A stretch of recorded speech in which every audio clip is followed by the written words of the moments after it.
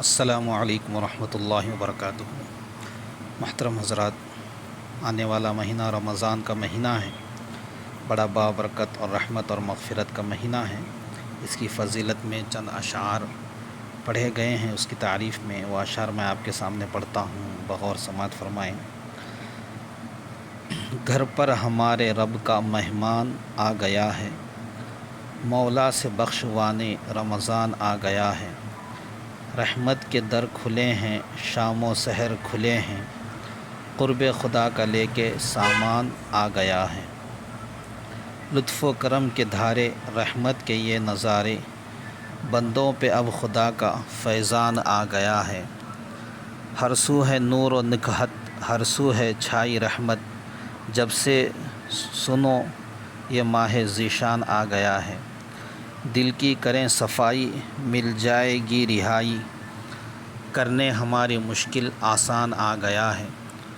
روزے کا اجر دے گا بندے کو رب تعالی، مولا کا روزے دارو فرمان آ گیا ہے۔ ہر سو خدا کی رحمت، رمضان کی ہے برکت، اس ماہ میں تصدق قرآن آ گیا ہے۔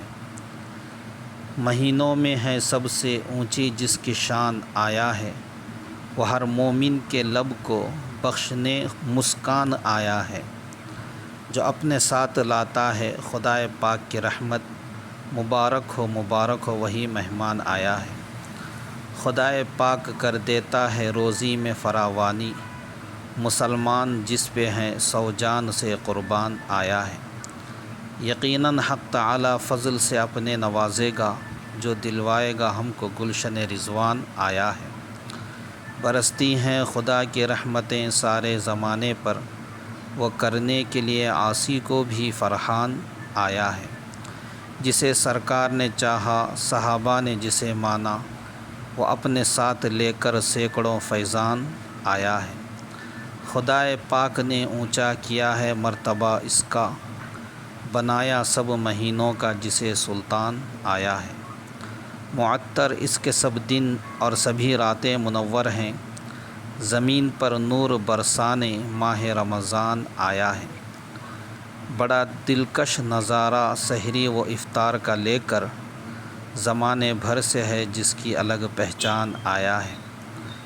جسے دیکھو کھلا ہے اس کا چہرہ شادمانی سے، کہ رمضان ساتھ لے کر رحمت رحمان آیا ہے۔ کلام حق بیاں کرتا ہے توصیف ماہ رمضان، نہیں درکار جس کے واسطے تبیان آیا ہے۔ ماشاءاللہ، یہ وہ اشعار تھے جس میں دو طرح کے اشعار پڑھے گئے ہیں۔ اس میں رمضان کے مہینے کی تعریف کی گئی ہے، اس کی فضیلت بیان کی گئی ہے۔